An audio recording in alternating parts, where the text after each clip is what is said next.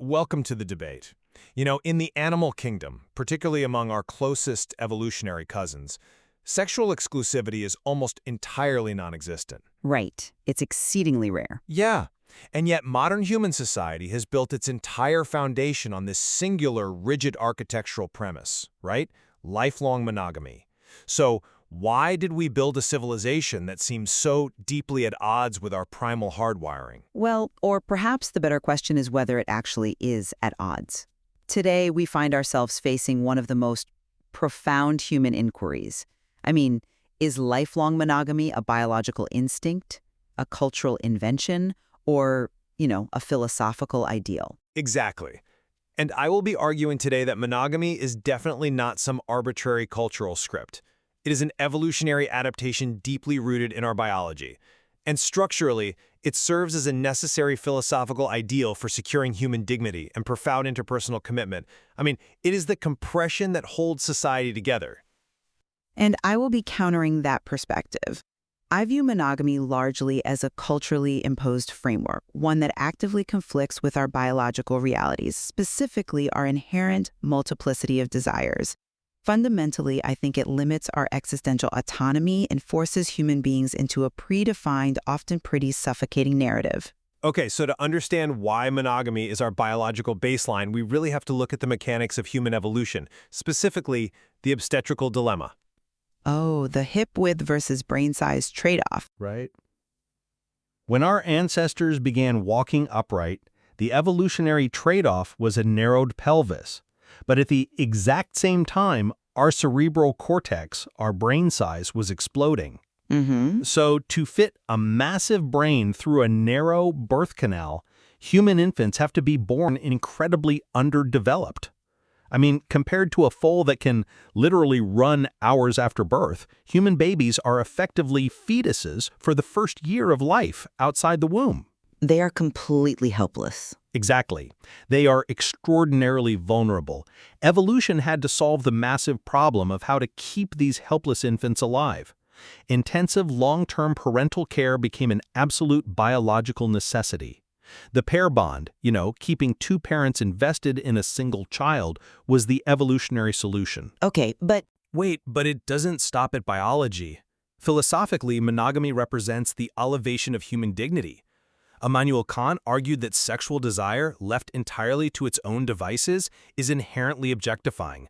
You reduce another person to an instrument for your own appetite. that sounds very prudish. Well, if you want a modern equivalent, just think of Tinder or dating apps. You swipe on a human being as if they were an item on a fast food menu. And once the appetite is satisfied, as Kant famously warned, the person is cast aside like a lemon sucked dry. Lemon sucked dry. Wow. Yeah. Marriage, the mutual exclusive surrender of two people's entire selves to one another, is the necessary transaction to prevent that mutual objectification. Look, I understand the elegance of that narrative. I really do. But it completely ignores the vast majority of our historical and biological record. The claim that strict biological exclusivity is our natural evolutionary baseline just doesn't hold up. How can you say that when we literally evolved a pair bond? Because we are descendants of hypersexual ancestors. Look at bonobos, who share nearly 99% of our DNA. They use sex not just for reproduction, but as social glue. They use it to say hello, to diffuse tension, to resolve conflicts.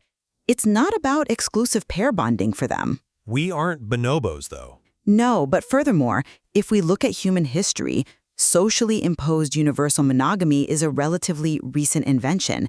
It's strongly tied to the advent of agriculture, property rights, and the need to pass down land to a guaranteed heir. But you can't just wave away the pair bond as a property dispute. It's biological. I'm not waving it away, but I am saying that pair bonding for child rearing doesn't necessitate strict sexual exclusivity. Let's look at how other societies actually function. Take the Mosuo people in southwest China. The matrilineal society, right? Exactly. They practice what anthropologists call walking marriages. A man might visit a woman at night, but he leaves in the morning, and there is no traditional concept of a husband or father sharing a primary household. Right. Women take multiple lovers over their lifetimes. The children are raised communally in the mother's extended family household, often by the women's brothers. The Masuo demonstrate perfectly that exclusive pair bonding is not a universal biological mandate for raising children. Okay, but what about the philosophical side of your argument? Philosophically, this ties directly into existentialism. Thinkers like Simone de Beauvoir and Jean-Paul Sartre argued that we are fundamentally free beings. To rigidly bind yourself to a lifelong, inescapable commitment, to promise today how you will feel and behave in 20 years, is a flight from freedom. A flight from freedom? Yeah, it's what they called bad faith. The modern social script of monogamy trades our existential autonomy for false sense of security. It locks us into an institutional identity rather than requiring us to make an authentic choice about who we love every single day. Well, I think because our biology pulls us in two opposite directions, the craving for attachment versus the craving for novelty, we are left in a state of deep psychological tension. You're pointing to our hypersexual ancestors and the fact that humans regularly stray, suggesting this means monogamy isn't natural. Because it isn't natural. It's like saying blue is the only natural eye color, when green obviously exists too. But we have to look at the actual mechanisms in the brain. We must distinguish between the initial frenzied state of lust, which is driven by dopamine and desire for novelty, and the long-term attachment system. Which are two very different chemical pathways. Completely different. Evolutionary biologists point out that natural selection equipped us with a neurochemical reward system driven by hormones like oxytocin and vasopressin.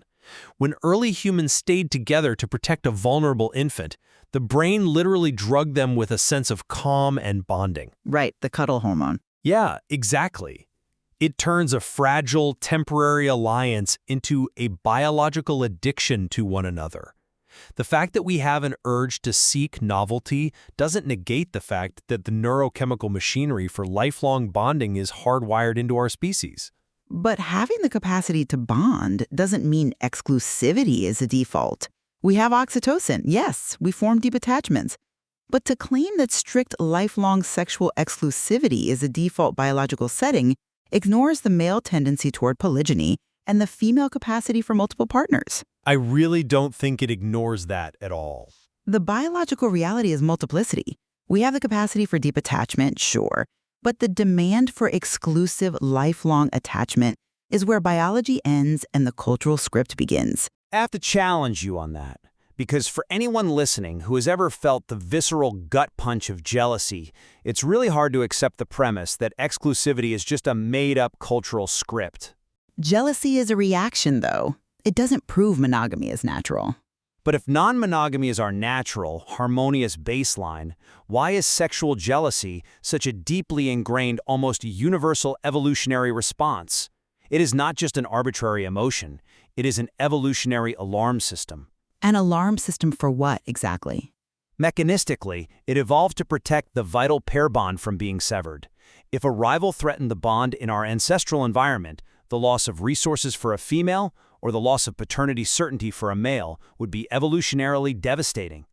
The sheer physical pain of jealousy suggests our bodies actively police and defend exclusivity. I see the logic there, I really do, but it falls apart when you look at how jealousy actually manifests cross-culturally.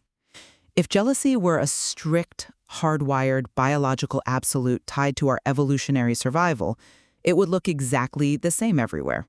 And you're saying it doesn't? But it doesn't. In the Mosu culture I mentioned earlier, jealousy is considered deeply embarrassing. It's a character flaw. Or for an even clearer mechanism, look at the concept of partible paternity among certain Amazonian groups, like the Bari people of Venezuela. Oh, where they believe a child has multiple fathers? Exactly. They believe that a fetus is physically built up over time by accumulated washes of semen.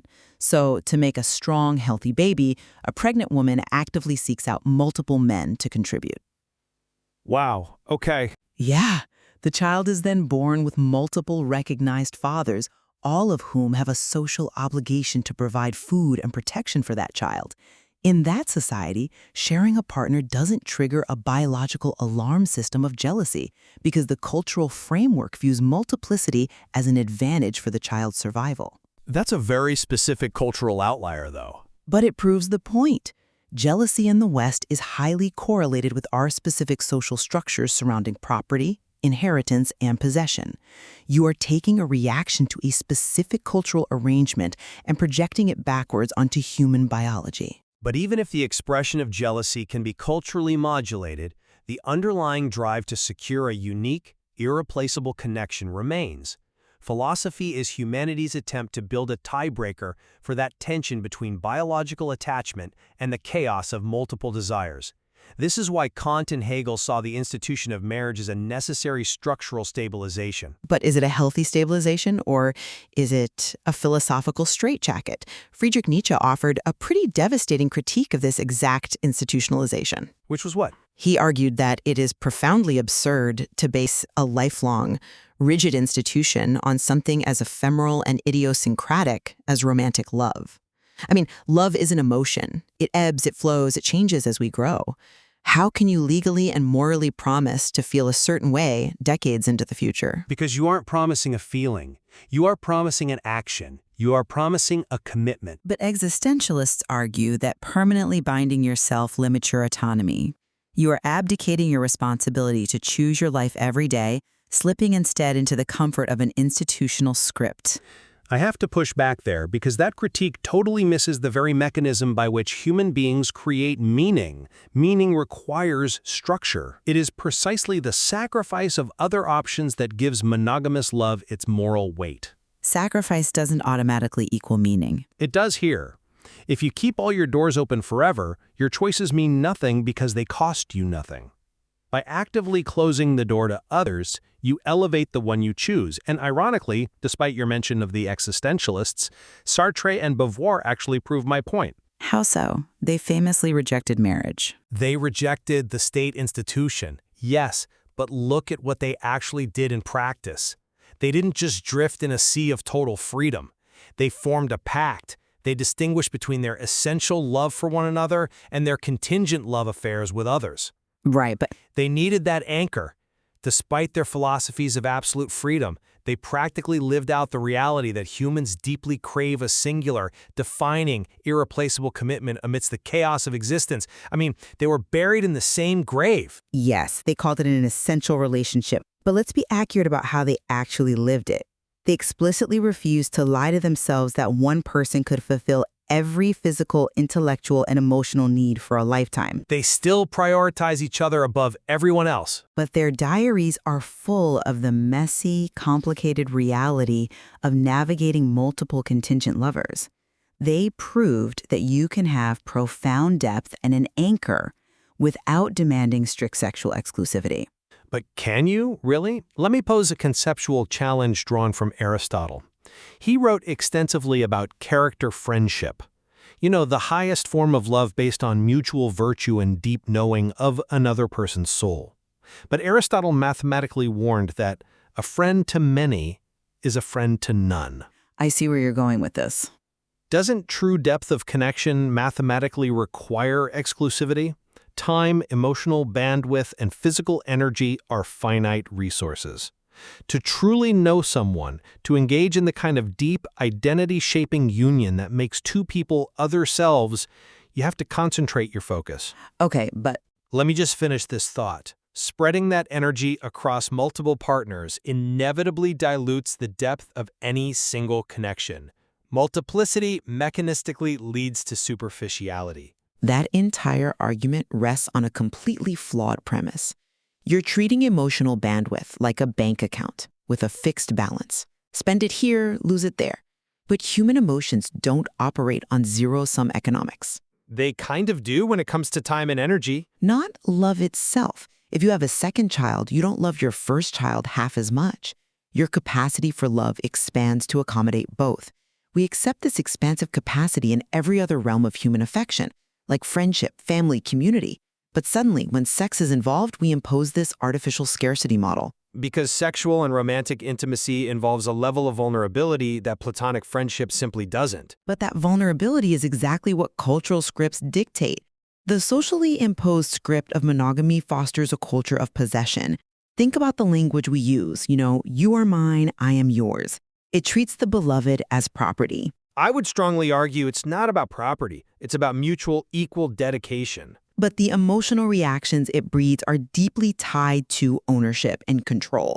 And this brings us to how modern society is attempting to evolve.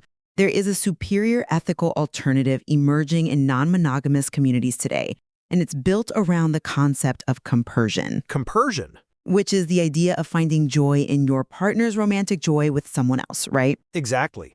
Compersion is the active unlearning of jealousy. True respect for a partner's autonomy means recognizing that they don't belong to you.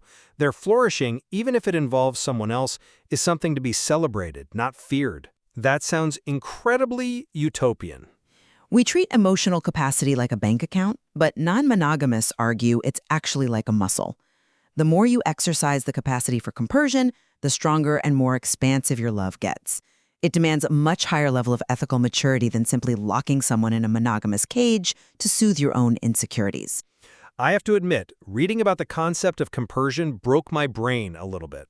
It takes practice. The idea that you can just rationally rewire the biological sting of jealousy feels almost superhuman to me. But let's look at what that monogamous cage, as you call it, has actually built in the real world. Let's look at the mathematical realities of human societies through the work of historian Walter Scheidel. Oh, the argument that monogamy reduced violence? Yes, and it's profound. Scheidel points out that socially imposed universal monogamy was one of the greatest democratizing forces in human history. In what way? Well, here is the mechanism. In polygynous societies, the wealthiest, highest status men hoard the women. If the top 10% of men take multiple wives, you mathematically create a massive underclass of unmarried, disenfranchised men at the bottom who have no stake in society, no family, and no future. And they get violent? Historically, this always leads to extreme societal violence, war, and instability. Universal monogamy, enforcing the rule that even the most powerful king or CEO can only have one legal wife, democratized reproduction. I see. It reduced destructive conflict among men, stabilized societies, and laid the literal groundwork for cooperative, egalitarian civilizations. Monogamy isn't just a cage for individual control, it is the societal technology that allowed the modern world to flourish. Look, I don't deny the historical mathematics of Scheidel's theory. Institutional monogamy certainly had utility in managing patriarchal property inheritance and pacifying violent, disenfranchised men. It built civilization. But that is an argument for its past political utility, not its alignment with human nature, and certainly not its place as a supreme ethical ideal for the future.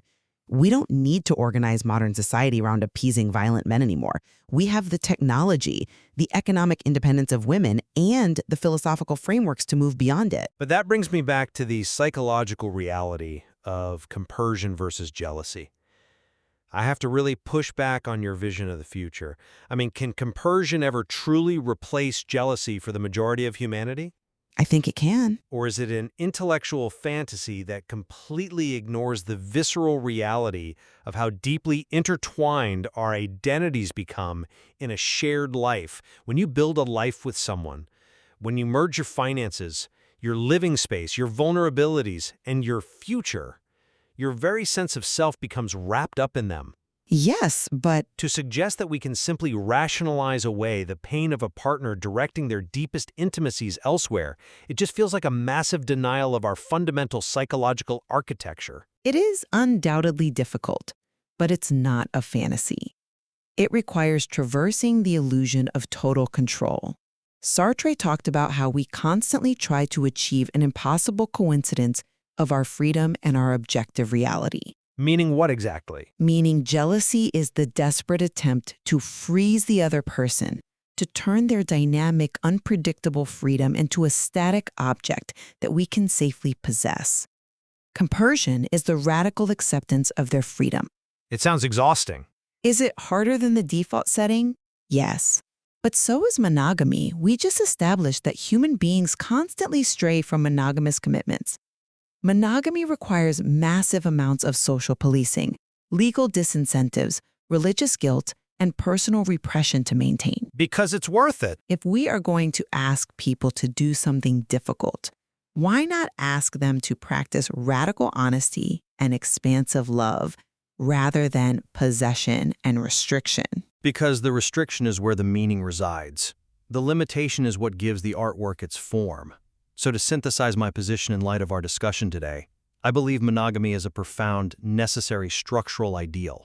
It honors our biological need for pair bonding, the evolutionary strategy driven by our neurochemistry that allowed our exceptionally vulnerable young to survive. And it marries that biology to our highest philosophical aspirations. By closing doors. Yes. Through steadfast, exclusive commitment, we reject the objectification of endless sexual consumerism. We make a sacrifice that respects human dignity, creating a deep, character-shaping union that simply cannot be achieved when our focus and energies are dispersed. Monogamy is the structured commitment that allows profound love to endure the chaos of life. And to synthesize my view, I see monogamy as just one of many cultural scripts, and one that has been overly elevated to a universal mandate. By examining our hypersexual biology, our diverse history, and our existential philosophy, we see that human desire is deeply multifaceted. Even if it's messy. Exactly. Imposing strict, lifelong exclusivity often stifles our freedom and forces us into bad faith, where we deny our own multiplicity to fit a societal mold. Whether it's the Muswell people's matrilineal structures, the concept of partible paternity, or the ethical practice of compersion in modern polyamory, there are other ways to love that respect autonomy without demanding ownership. We shouldn't confuse a historically useful pacifying institution with the absolute limits of human potential. Well, while we clearly diverge on whether monogamy is the ultimate ideal, I think we found a crucial area of convergence today. Definitely. Whether a person chooses to structure their life through strict monogamy or through ethical non-monogamy, authentic human relationships require a tremendously difficult, continuous navigation. We are always walking the tightrope between our own personal freedom and our ethical responsibility to the other person. Neither path is exempt from sacrifice, jealousy, or deep moral consideration. I completely agree with that. Both frameworks require us to confront our deepest vulnerabilities and make intentional, often quite uncomfortable choices about how we treat the people we care about. There really is no easy way out of the complexity of loving another human being. Examining our most intimate structures from these multiple perspectives, biological, philosophical, and cultural, it just reveals how much more there is to explore regarding how we construct meaning through love. We leave it to you, the listener, to weigh the evolutionary evidence and the existential philosophy. As you look at the architecture of your own life, you have to ask yourself, in the construction of a meaningful love, is your foundation built on the freedom to expand or the commitment to compress?